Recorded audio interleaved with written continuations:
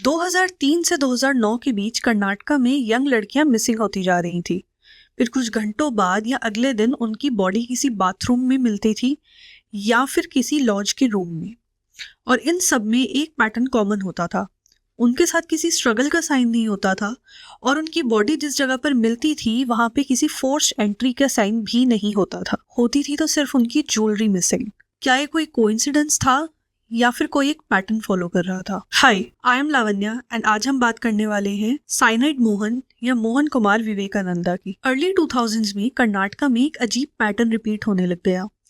Young unmarried women जो कि शादी के लिए रिश्ते देख रही होती थी, उनका मिसिंग हो जाना और कुछ घंटों या फिर अगले दिन उनकी बॉडी का मिलना। ये स्पेसिफिकली वो वुमेन होती थी जिनका फैमिली बैकग्राउंड इतना अच्छा नहीं होता था कि वो डाउरी अफोर्ड कर पाए।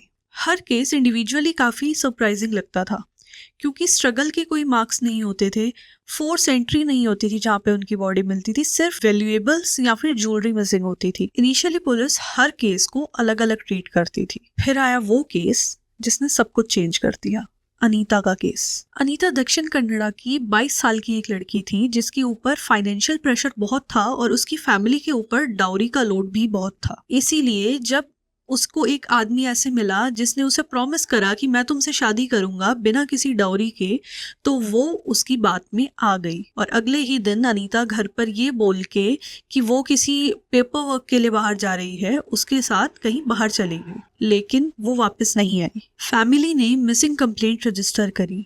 पुलिस ने फोन रिकॉर्ड्स चेक करने स्टार्ट करे एंड फोन रिकॉर्ड्स में एक ही नाम बार बार रिपीट होता रहा। इनिशियली पुलिस को लगा कि मे बी ये कोई दोस्त हो सकता है, कोई एक्वेंटेंस या कोई जान पहचान का हो सकता है। लेकिन फिर जब अनीता की बॉडी एक बाथरूम के अंदर मिली तो चीजें शिफ्ट होने लगी। ऑटोप्सी में इनिशियली अनीता की बॉडी पर कोई एक्सटर्नल मार्क्स नहीं थे। फिर ब्लड रिपोर्ट्स में पॉइजनिंग दिखी, स्पेसिफिकली साइनाइड। और यहाँ से इस पूरी इन्वेस्टिगेशन ने एक स्ट्रॉन्ग डायरेक्शन लिया। पुलिस ने मोहन को ट्रैक किया और उसके पास से multiple SIM cards, women jewellery और साइनाइड टैबलेट्स मिली। इन सब चीजों ने पुलिस को एक सॉलिड प्रूफ दे दिया मोहन कुमार के अगेंस्ट। अब इन्वेस्टिगेशन फाइनली एक सिस्टमैटिक वे में स्टार्ट हुई। अनीता के केस के बाद पुलिस ने बाकी पुराने रिकॉर्ड्स भी रिविजिट करने स्टार्ट कर दिए और कई टाउन्स में सिमिलर पैटर्न में हुए क्राइम्स उनके सामने आने लग गए, जिनमें कि एक यंग लड़की एक पोटेंशियल ग्रूम के साथ नजर आती है और उसके कुछ घंटों या अगले ही दिन उसकी बॉडी का मिलना। जब पुलिस ने लॉज रजिस्टर्स और मोबाइल टावर डेटा को चेक करना स्टार्ट करा तो उसमें एक ही पैटर्न दिखा, मोहन कुमार का। लेकिन हर बार नाम अलग होता था, कभी आनंदा, कभी भास्कर, कभी किसी गवर्नमेंट एम्प्लॉय की आइडेंटिटी, तो कभी कुछ और। जब इन्वेस्टिगेशन में पुलिस ने मल्टीपल केसेस को एक ही पैटर्न में फिट कर दिया तो उन्होंने मोहन कुमार का बैकग्राउंड एनालाइज करना स्टार्ट किया। मोहन कुमार ओरिजिनली दक्षिण कन्नड़ा का रहने वाला था जो कि एक्स पीटी टीचर भी रह चुका था। उसके आसपास जो लोग रहते थे उन्होंने उसको इस तरीके से डिफाइन करा कि वो अपने आप में रहता है, अपने आप से मतलब रखता है, ज़्यादा घुलता मिलता नहीं है और बहुत सॉफ्ट स्पोकन है। यानी कि एक आम इंसान जिसको देख के शायद कोई अंदाज़ा नहीं लगा सकता कि वो इतने सारे क्राइम्स कर सकता है। यही इस केस की सबसे ज़्यादा अनसेटलिंग बात है। पुलिस ने इस बारे में और एनालाइज करा तो उनको ये पता चला कि ये बहुत ही सिस्टमैटिक वे में क्राइम को प्रोसीड करता था।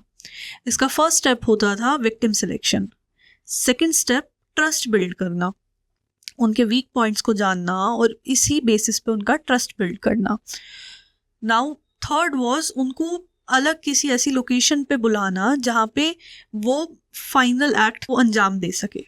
वो उनको एक पिल देता था जो कि कॉन्ट्रासेप्टिव पिल बोल के उनको दी जाती थी, but actually it was cyanide. Cyanide का असर कुछ ही मिनट्स में दिखने लग जाता है।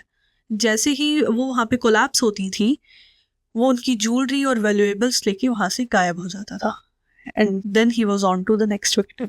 इस पैटर्न ने उसको सालों तक इनविजिबल बनाए रखा क्योंकि कोई लाउड क्राइम सीन नहीं होता था। अब सिंस ये पैटर्न रिकॉग्नाइज हो चुका था तो ये अलग अलग केसेस डिफरेंट डिस्ट्रिक्ट से हटकर एक सिंगल नैरेटिव बन गए। 2013 में अनीता का केस सबसे पहले कंक्लूड हुआ और कोर्ट ने इस केस में मेनली 3 पिलर्स पर अपना वर्डिक्ट सुनाया। The first pillar was Mohan के phone records, second, cyanide traces, and third, the lodged receipts and the recovered jewelry.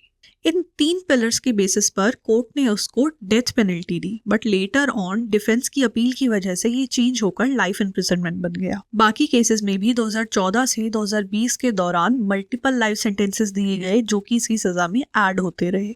इस केस के बाद एक चीज क्लियर हुई कि कई बार केसेस इस वजह से सामने नहीं आते बिकॉज दे वर वायलेंट, बल्कि इस वजह से सामने आते हैं बिकॉज दे वर क्वाइट।